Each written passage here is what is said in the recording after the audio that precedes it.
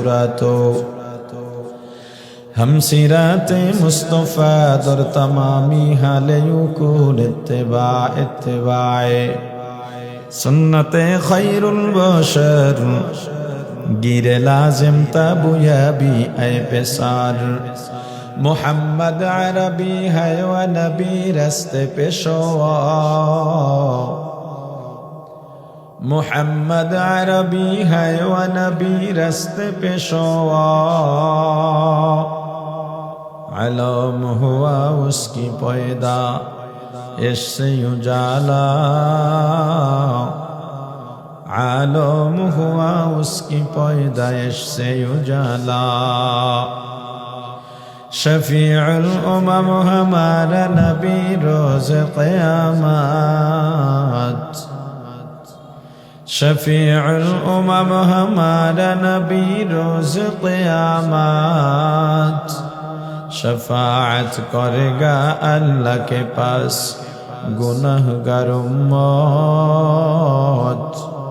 शफाअत करेगा अल्लाह के पास गुनहगार उम्मत ला इलाहा इल्लल्लाह ला इलाहा इल्लल्लाह ला इलाहा इल्लल्लाह ला इलाहा इल्लल्लाह ला इलाहा इल्लल्लाह ला इलाहा इल्लल्लाह ला इलाहा इल्लल्लाह ला इलाहा इल्लल्लाह। প্রাণের ভাই আমার আল্লাহ বলেছেন দুনিয়ার মানুষ তুমি যদি আদর্শ মানতে চাও আমি আল্লাহ বলে দিলাম আমার রাসূলের আদর্শ সেরা আমার রাসূলের আদর্শ শ্রেষ্ঠ আমার রাসূলের আদর্শ উত্তম আদর্শ এই আদর্শে কেউ ঠকে না এই আদর্শে জিত আর জিত বিজয় আর বিজয় এই আদর্শের বাইরে যারা যাইবা ভালো করে শুনে লও আল্লাহ কোরআনের অন্যত্র বলেন যে যাকে ইমাম মানবা যে যাকে নেতা মানবা কিয়ামতের ময়দানে তার পিছে পিছে যাইবা ইমাম মানছো তুমি একজনকে কিয়ামতের ময়দানে রাসূলের পিছে দৌড় দিবা কাম হবে না আদর্শ আমার রাসূলের শ্রেষ্ঠ কে বলেছেন এ যুবক রাসূলের আদর্শের বাইরে গিয়ে তোমার কাছে জিয়ার মুজিবের আদর্শ কবে ভালো হয়ে গেল তুমি তো মুসলমান রাসূলের আদর্শের বাইরে যাইতে পারো না বলো তুমি কিভাবে আমার রাসূলের সামনে কিয়ামতের ময়দানে কোন মুখ নিয়ে দাঁড়াইবা কিয়ামতের ময়দানটা কত কঠিন সব নবীরা পর্যন্ত নাফসি নাফসি করবেন শুধুমাত্র রাহমাতুল লিল আলামিন সাইয়্যিদুল মুরসালিন ইমামুল মুরসালিন খাতামুন নবীন শাফিউল মুজনিবিন উম্মতের কান্ডারি মানবতার মুক্তির দূত সাইয়্যিদুনা মুহাম্মাদুর রাসূলুল্লাহ সাল্লাল্লাহু আলাইহি ওয়াসাল্লাম সিজদায় পড়ে উম্মতের জন্য কাঁদবেন আমার আল্লাহ বলবেন হুজুর আপনার কান্নাকাটির দরকার নাই আপনি হাউজে কাউসারের কাছে যান আপনার উম্মতদের ডাক দেন এক পেয়ালা হাউজে কাউসারের পানি পান করায় দেন সারা জীবনে আর পানির পিপাসা লাগবে না আমার রাসূল ডাক দিবেন সব উম্মতরা পাগলের মতো ছুটবে বেশিরভাগ উম্মতকে ফেরেশতারা বাধা দিবেন যাইতে পারবা না তুই কই যাস যাইতে পারবি না এ তোরা কই যাস তোরাও যাইতে পারবি না বাধা প্রাপ্তরা বিকট চিৎকার দিয়া বলবি ওগো আল্লাহর রাসূল দেখেন আমাদেরকে আসতে দেয় না বাধা দেয় ফেরেশতারা বলবে আমার রাসূল বলবেন ইয়া এ ফেরেশতারা বাধা দিও না ওরা দুনিয়াতে আমাকে দেখে নাই আমাকে না দেখে দেখে উলামায়ে কেরামের কথা শুনে শুনে আমার সুন্নাত তরিকায় চলছে, আমার আদর্শের উপরে চলছে। সাহাবায়ে কেরাম বলবেন, ইয়া রাসূলুল্লাহ, ইয়া হাবিবাল্লাহ, না না, বরং আপনার ইন্তেকালের পর ওরা আপনার আদর্শে যায় নাই, ওরা অমুক অমুকের আদর্শের। আল্লাহ রাসূল বলবেন সুহকান, বড় আফসোস করে, ঘৃণা নিয়ে, কষ্ট নিয়ে বলবেন, দূর হ, দূর হ। অনুনয় বিনয় করবে। আল্লাহ বলবেন, দুনিয়াতে বলছিলাম যে যাকে ইমাম মানবা, যে যাকে নেতা মানবা, যে যাকে আইডল বানাইবা, কিয়ামতের ময়দানে তোমার নেতা যেদিকে যাবে তুমিও সেদিকে যাইবা। তোমার গন্তব্য এবার তুমি ঠিক করে নিতে পারো, খুব সহজ। কারণ তুমি যেই নেতাকে মানো, কিয়ামতে কোন নেতার পিছে কথা বলে না। এবার তুমি তোমার গন্তব্য ঠিক করে ফেলো, একেবারে সহজ। কারণ তুমি জানো তোমার নেতা কেমন, কথা বলে না। তুমি জানো তোমার নেতা কেমন, আর তুমি নিজেই তো চান্দা উড়াইয়া নেতার বাসায় পাবো। তা তুমি জানো না তোমার নেতা কেমন? তোমার নেতা মিথ্যা বলে, তুমি জানো না? তোমার নেতা দুর্নীতিবাজ, তুমি জানো না? তোমার নেতা জবরদখলবাজ, তুমি জানো না? তো এমন গুণ যেই নেতার মধ্যে আছে, ওই নেতা কই যাইবে তুমি সেটাও ভালো জানো। অতএব তোমার গন্তব্য তুমি ঠিক করো।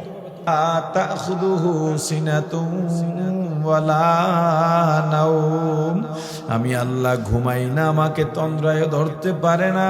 কেন জানিস? তুই যদি গভীর রাতে উঠে আমি আল্লাহকে আল্লাহ বলে ডাক দাস, ওরে বান্দা, আমি আল্লাহ যদি ঘুমায়া যাই তখন তোর ডাকে কে সাড়া দেবে বল? কিন্তু আমি তোকে তাহাজ্জুদে ডাকছি পাই নাই, ফজরে ডাকছি পাই নাই, যোহর আসর মাগরিব এশায় ডাকছি পাই নাই, ওয়াজের ময়দানে ডাকছি পাই নাই, টঙ্গীর ইজতিমায় ডাকছি পাই নাই, চরমনার মাহফিলে ডাকছি পাই নাই, রমজানের সাহারিতে ডাকছি পাই নাই, জিকিরে ডাকছি পাই নাই, ইস্তেগফারে ডাকছি পাই নাই, দরুদে ডাকছি পাই নাই, তওবায় ডাকছি বান্দা তোরে পাই নাই। ওরে বান্দা বল বল, তোকে এত নেয়ামত দেওয়ার পরেও দুনিয়াতে আমি তোর কাছে আইলাম, প্রথম আসমানে নেমে গেলাম বান্দা, এখন যদি আমি আল্লাহকে একবার আল্লাহ বলে ডাক দিতে পারো, আমি আল্লাহ তোর এক ডাকের জবাবে 10 বার মতান্তরে 100 বার জবাব দেই। কিন্তু এখন যদি আমি আল্লাহকে না ডাকো, কিয়ামতের ময়দানে জাহান্নামে যাইয়া, জাহান্নাম কত কঠিন জানো? ওই জাহান্নামের উপর দিয়া পুলসিরাত হবে। এই পুলসিরাত কত কঠিন! যদি দুনিয়ায় তুই জাকির না হোস, আমি আল্লাহকে না ডাকিস, আমি আল্লাহ যেই যেই সময় তোরে ডাকলাম যদি না পাই, ওই পুলসিরাত কেটে কেটে কেটে কেটে জাহান্নামে পড়ে যাবি। ওই জাহান্নামে যাইতেও তোর 70 বছর সময় লাগবে।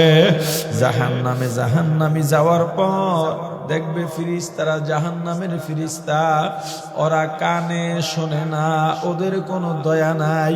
পৃথিবীতে এত দয়াহীন, এত নিষ্ঠুর আর কেউ হবে না। জাহান্নামের ফিরিস্তারা যতটা কঠিন, যতটা নিষ্ঠুর, এত জোরে জোরে চিৎকার মারবে, জাহান্নামের ফিরিস্তারা 500 মাইল দূর দিয়া শোনা যাবে এত বিকট আর ভয়ঙ্কর চিৎকার। জাহান্নামীদের কানের পর্দা ফেটে মাথার মগজগুলো আর কান দিয়া ফিনকি দিয়া বের হয়ে যাবে। জাহান্নামে পড়ার পর এদিক থেকে চিৎকার, ওদিক থেকে করুণ আর্তনাদ, বাঁচাও বাঁচাও বাঁচাও। বলবে ও ফেরেশতা, ওদিকে কি হয়? বলে একদল জাহান্নামীকে জাহান্নামের ফেরেশতারা জাহান্নামের আগুনের হাতুড়ি দিয়া এত জোরে জোরে মারতেছে, এক বাড়িতে 1 মাইল মাটির মধ্যে ঢুকে যায়, আবার ওখান থেকে টেনে হেসড়ে বের করে গায়ের গোস্ত গোস্তগুলো খসে খসে থেকে যায়, শুধু হাড্ডিগুলো ওঠে, আবার শরীর বানায় আবার মারে, এইভাবে মারতেছে। আর একদিকে সঙ্গে বাঁচাও বাঁচাও, আর সহ্য করতে পারি না। বলবে এরা কারা? বলবে একদল জাহান্নামী। ওদের মাথায় জাহান্নামের ফেরেশতারা এত উত্তপ্ত গরম পানি ঢালতেছে, ওই পানি পড়ে আর গায়ের গোস্ত খসে খসে পড়ে যায়। আহারে একদল জাহান্নামী ভয় দৌড়ায়া ওই জাহান্নামের ওয়াল বাইতে বাইতে বাইতে 70 বছর বাওয়ার পর আর মাত্র এক হাত বাকি আছে, এই এক হাত দিলেই উপরে উঠে যাবে, এই জাহান্নাম থেকে বেঁচে গেল। কিন্তু ওই সময় হাত ফসকে আবার জাহান্নামের মধ্যে পড়ে যাবে। এই রকম এক এক দিকের জাহান্নামের বর্ণনা শুনতে শুনতে জাহান্নামী দৌড় দিবে বাঁচার জন্যে।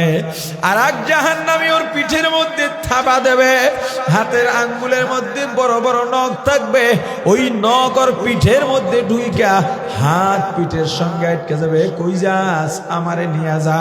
ওর পিঠে আর একটায় থাবা দেবে, ওর পিঠে আর একটায় থাবা দেবে। এভাবে থাবা দিতে দিতে জাহান্নামীর সংখ্যা বেড়ে যাবে, এক সময় ফুটবলের মতো গোল হয়ে যাবে। এবার জাহান্নামের আগুনের লেলিখানের সঙ্গে ঘুরবে আর পড়বে, ঘুরবে আর পড়বে, পালাবার জায়গা পাইবা না। বয়ান এটা মূলত ইলহামি বিষয়, ইলকাই বিষয়,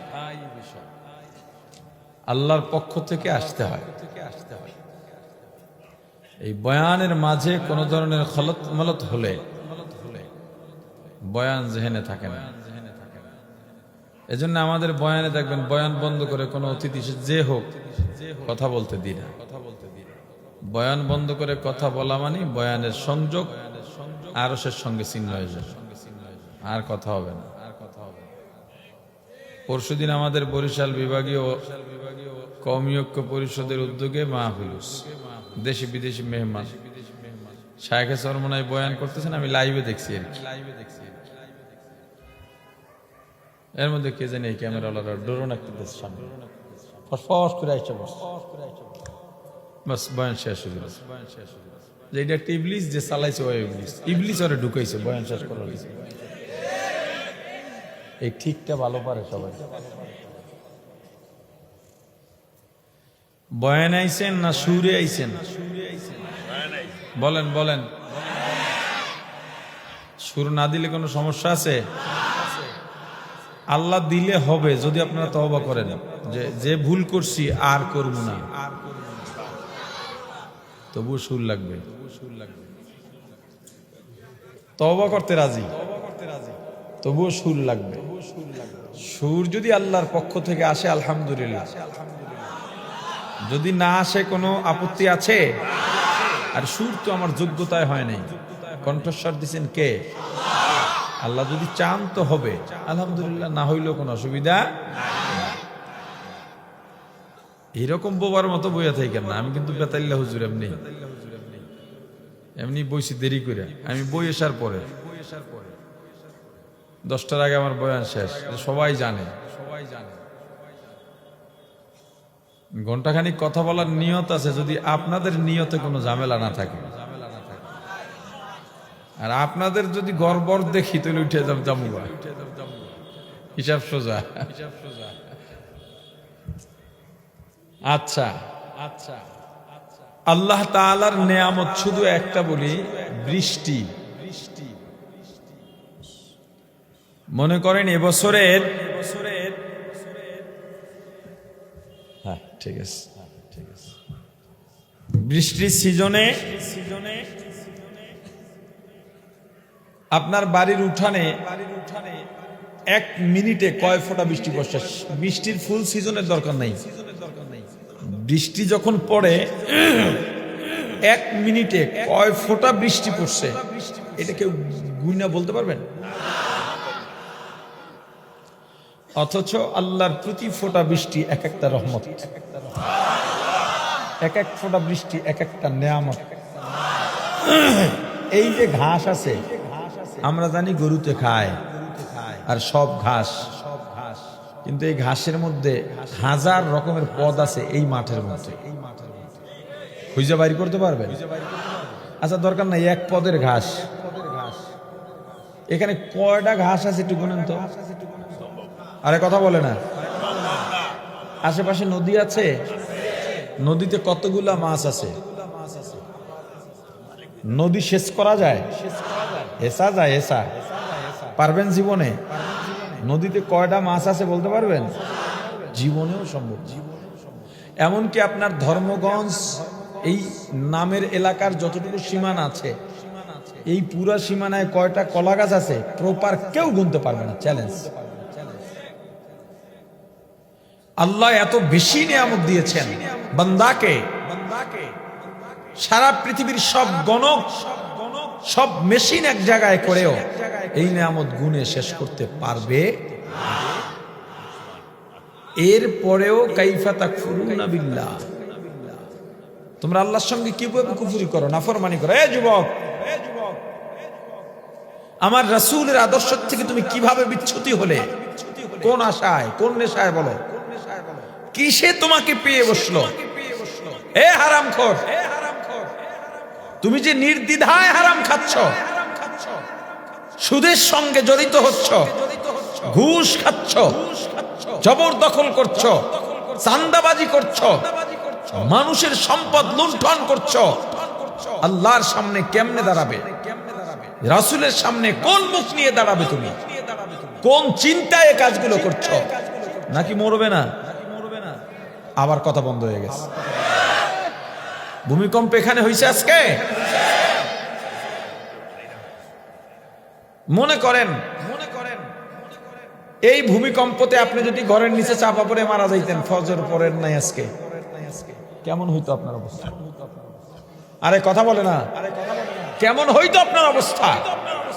যারা বিড়ি টানা অবস্থায় আছে এই সময় যদি খাম্বার তলে পড়তে কি হইতো? গান শুনতেছ, টিভি দেখতেছ, ভূমিকম্প চলে, এখানে নাই কেউ, দোকানে বসে রয়েছে টিভির সামনে, ভূমিকম্প হয়েছে।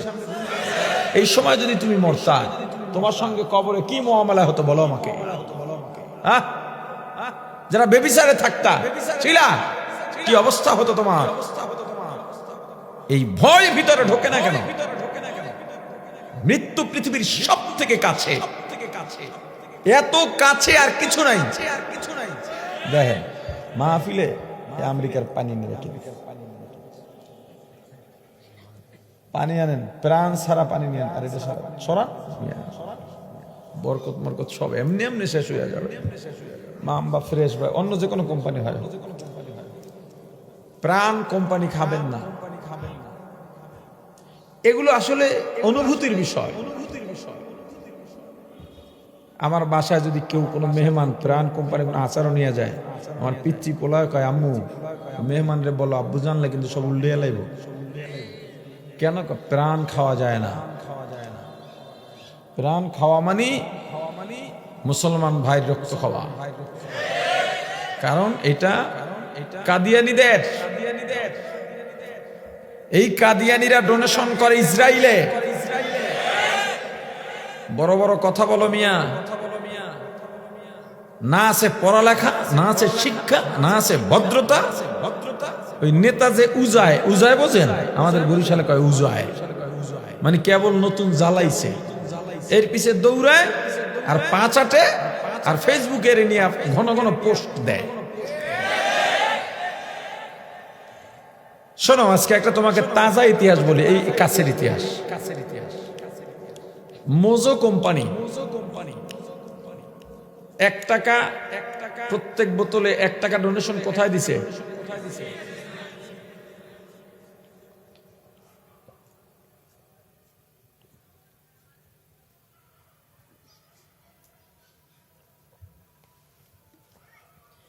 এটাও তাদের ব্যবসায়িক পলিসি। তবুও ধন্যবাদ।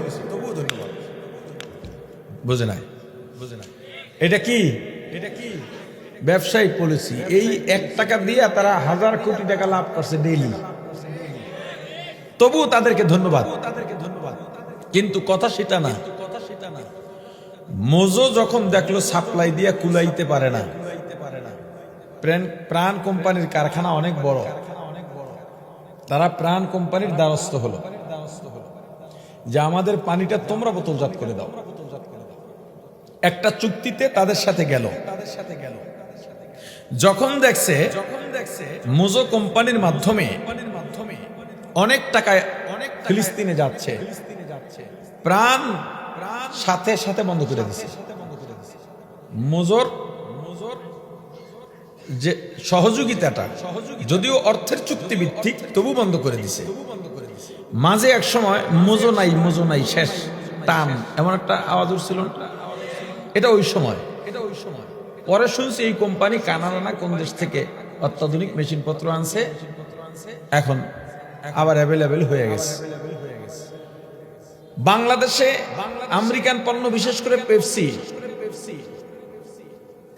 এইটার কাজ কারা করে, ডিস্ট্রিবিউট কারা করে জানা আছে আপনাদের? দেখবেন ওই পেপসির গায়ে প্রাণ কোম্পানির লেখা আছে, লোগো আছে, বাংলাদেশের বাজারজাতে প্রাণ, ওদের কি জানি লেখা, আমার লেখার লাইন মনে নাই, এরকম লেখা কোন একটা। তো আমরা মুসলমান হই প্রাণ কোম্পানি খাইতে পারি?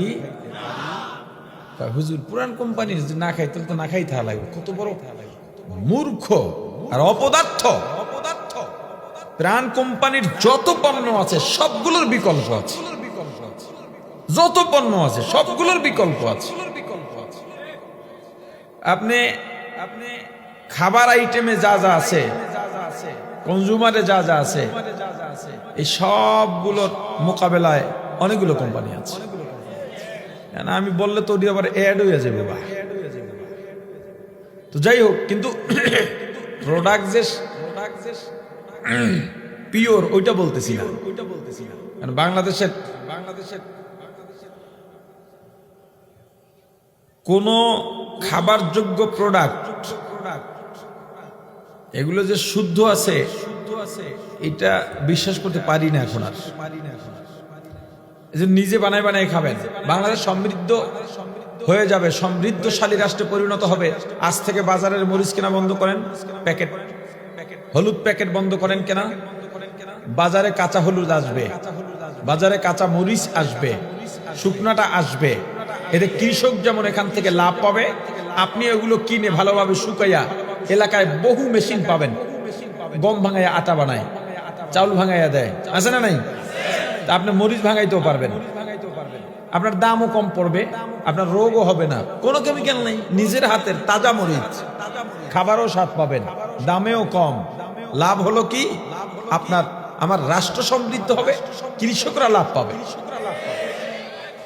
আপনার এলাকার এই বক্তাবলী, এই মুসলিমনগর, এই ধর্মগঞ্জের মরিচ এখান থেকে যায় বহু দূরে, সেখানে এটা ভাঙ্গায়, এরপর লাগে রং লাগে, এটার মধ্যে ইটের গুঁড়া মেশায়, এটার মধ্যে কেমিক্যাল দেয়, এরপর প্যাকেট হইয়া আসে।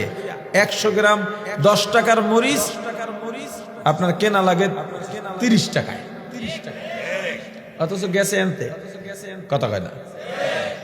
বাংলাদেশে ইলিশ গত 2 সপ্তাহে 1200 গ্রামের একটা ইলিশ কেজি 2500 টাকা। কেজি কত? গতবারও এর কাছাকাছি দাম ছিল, হাসিনা সরকার থাকতে কাছাকাছি দাম ছিল। ওই সময় ইন্ডিয়া কলকাতায় মানুষ ওই যে গুলিস্তানে বিক্রি করে না 22 চলন 50, দেখ কেলন 50, হ্যাঁ আছে না? কলকাতায় ঠিক ওইভাবে 350 টাকা কেজি ইলিশ, 350 এমনি দেখাই বেছে রুপি। তা বাংলাদেশে ধরেন সর্বোচ্চ 500 টাকাই হবে, অথচ বাংলাদেশের ইলিশ ওখানে গিয়া মাগনা খায়, আর আমরা টাকা দিয়েও পাই না। এই দেশের সিস্টেম কি দেখছেন? এখন আবার ওই যে কোন কোন পোর্ট যে এই বর্তমান সরকার উদ্ধারিয়া সরকার বোঝেন? কথা কয় না। জ্বরে বক মরে, ফকিরের কারামতি বাড়ে। এই সরকারে তো আমরা বসাইছিলাম আমাদের রাষ্ট্রটাকে একটু গুছাইয়া সংস্কার কইরা নতুন রাষ্ট্রে পরিণত করবে এবং এই দেশে সুস্থ রাজনীতির চর্চা হবে, এমন সরকার আসবে যাতে আমাদের আন্দোলন করতে না হয়। কিন্তু এ তলে তলে হাত মিলাইয়া চাটাচাটির মধ্যে আছে। এখন অমুক জায়গা বিদেশিদের দিয়া দিতেছে, অমুক পোর্ট বিদেশিদের দিয়া দিতেছে। বেটা তোরে কি আমরা ভোট দিয়া বানাইছি? তুই কি জনগণের সরকার নাকি? আমাদের দেশের ক্ষতি করতেছিস কিসের জন্য? এ আবার প্রাইমারি স্কুলে গান শিখাবে, নাচ শিখাবে, আবার কওমি মাদ্রাসায় ক্রিকেট টিম বানাবে। ফাইজলামি করো মিয়া। আমাদের এগুলো আন্দোলন করে পরে আবার বন্ধ করতে হয়েছে। এর আগে আবার নারী নীতিতে হাত দিছিল। তো যাই হোক, এই দেশের রাষ্ট্রনীতি অটোমেটিক সোজা হবে, কোনো আন্দোলন লাগবে না। যখন এই সমাজের সাধারণ বসবাসকারী জনগণ, গণমানুষ সঠিক কাজের পক্ষে দৃঢ়ভাবে দাঁড়িয়ে যাবে, কোনো ভয় নাই, কারো রক্ত চক্ষুকে ভয় পাবে না। সবাই জানে, সব নাগরিক জানে, ইমাম সাহেব যদি মেম্বার হয় এলাকার কোন গরিবের একটা চাল ডাল মেরে খাবে না। এটা জানে সবাই, জানে কি না? এরপর ইমাম সাহেবরে ভোট দেবে না। সমস্যাটা কোথায়? সবাই জানে শান্তি ইসলামে। ইসলামী আদর্শ বাস্তবায়ন হলে মানুষ শান্তিতে থাকবে, প্রত্যেকটা মানুষ জানে, অমুসলিমরাও জানে। এরপর ইসলামের পক্ষে মুসলমান হইয়াও থাকে না। কারণটা কি? কারণ আছে না নাই? আমি যখন তাফসিরে জালালাইন পড়ি চাঁদপুরে, তখন একটা মসজিদে জুমা পড়াইতাম, বেশ ভালো মুসল্লি হতো। তো ওই এলাকার এক যুবকের সঙ্গে আমার বেশ বেশি বন্ধুত্ব হয়। ও আমার সাইকেলের পিছে বসে আমার মাদ্রাসায় যাইতো, আমি মাদ্রাসায় ক্লাস করতাম, ও সাইকেল নিয়ে ঘুরতো। ওর বাসায় ভালো রান্না হলে টিফিন ক্যারিয়ারে নিয়ে আমার রুমে চলে আসতো, আমি ছাড়া খাইতো না। কিন্তু পাগলায় আমার পিছে জুমা পড়তো না। 5 ওয়াক্ত নামাজ ঠিকই আমার পিছে পড়তো, কিন্তু জুমা পড়তো না। তা আমি আসলে এটা এতটা ক্যালকুলেশন করি নাই, খেয়ালও করি নাই। তো আমাকে কয়েকজন মুসল্লি তিরস্কারের ভাষাই বলল, হুজুর আপনার বন্ধু, একসাথে থাকেন, একসাথে ঘোরেন, সে দলও আমার দল করে না, কিন্তু আমি যখন ছাত্র রাজনীতি করি তখন আমার সঙ্গে আমার দলীয় প্রোগ্রামে নিয়মিত আমার সাথে যাইত, মাসিক ইয়ানও তো দিত, কিন্তু আমার দলের কর্মী কিন্তু সে না। জুমা আমার বিষয় করতো। মুসল্লির এটা বলার পরে আসলে আমারও একটু লাগলো। একদিন বললাম, ভাই আপনি আমার পিছনে জুমা পড়েন না কেন? হুজুর ডরে। কি রে? কথা কয় না, ডরে। কিসের ডর? আপনি যেই বয়ান করেন, যদি দাঁড়িয়ে রাখার নিয়ত কইরা ফেলাই, শয়তানে কেমনে ধরে? চোর চোট্টারা চিন্তা করে ইমামকে ভোট দিয়া যদি মেম্বার বানাইয়া ফালাই, তাহলে যদি চুরির সুযোগ না থাকে, ইসলামের পক্ষে ভোট দিয়া যদি ইসলামকে ক্ষমতায় নিয়ে যাই, আকাম করার সুযোগ যদি না পাই, এজন্য ইসলামের পক্ষে রায় দেয় না। এই সমাজের যত অনিয়ম আছে, কোন আন্দোলন ছাড়া, সংবিধান সংস্কার ছাড়া সব নীতি সোজা হয়ে যাবে। চুরি বন্ধ হবে, ডাকাতি বন্ধ হবে, ইফটিজিং বন্ধ হবে, ব্যভিচার বন্ধ হবে, খুন খারাপি, গুম, শিলুরতাহানি, কাউকে গালি দেওয়া, তাচ্ছিল্য করা, হিংসা বিদ্বেষ পর্যন্ত বন্ধ হয়ে যাবে। শুধু তুমি আদর্শ ফলো করো, তুমি কাটা লাইনে আছো, সঠিক রাস্তায় নাই। আল্লাহ বলেছেন, লাকাদ কানা লাকুম ফি রাসূলিল্লাহি উসওয়াতুন হাসানাহ। কে বলছেন? আমরা মুসলমান তো। আস্তে কনকা, কোনো সন্দেহ আছে নাকি দুর্বল? আল্লাহ যেই কথা বলেন এর উপরে কোনো সন্দেহ থাকে? কোরআনের কথায় কোনো সন্দেহ থাকে? তাহলে আমার রাসূল বলেছেন, আল্লাহ বলেছেন, পৃথিবীর মানুষ, তুমি বাজারে গেলে পচা মাছটা কিনো না ভালোটা? জোরে। সবজি, কাপড়, সব জিনিস বিয়ে করার সময় মেয়ে খোঁজে ভালোটা। তাহলে আদর্শের ক্ষেত্রে পচা গান্ধাটা কেন নিলা? এমন আদর্শ কেন নিলা যে আদর্শ তোমাকে জাহান্নামে নিয়ে যাবে? অথচ তুমি মুসলমান। আমার আল্লাহ বলেছেন যদি আদর্শ মানতে চাও, আমি বললাম লাকাদ কানা লাকুম ফি রাসূলিল্লাহি উসওয়াতুন হাসানাহ।